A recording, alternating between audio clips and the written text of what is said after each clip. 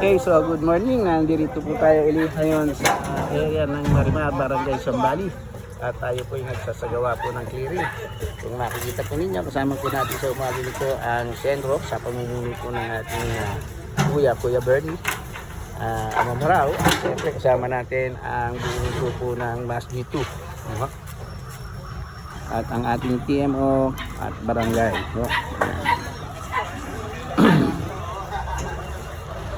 Okay, so ngayon po ay meron pong mga tent dito nakatayo dahil meron pong lamay, no?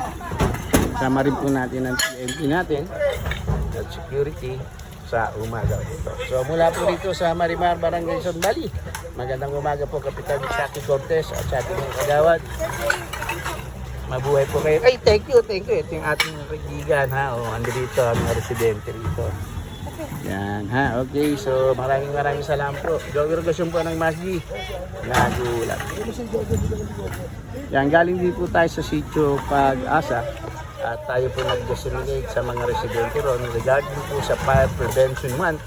At kaya po tayo nagsasagawa ng paglilinis, no? Yung support, no? Sa ating fire prevention. Okay?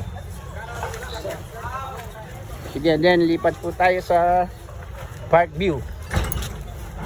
Okay, so good morning po mga Kuya Bernie Amorao. Maraming salamat po sa pinadala niyo mga personnel ng Senro dito po sa umaga nito. At good morning din po sa ating Mayor Kuya Edwin Olivares.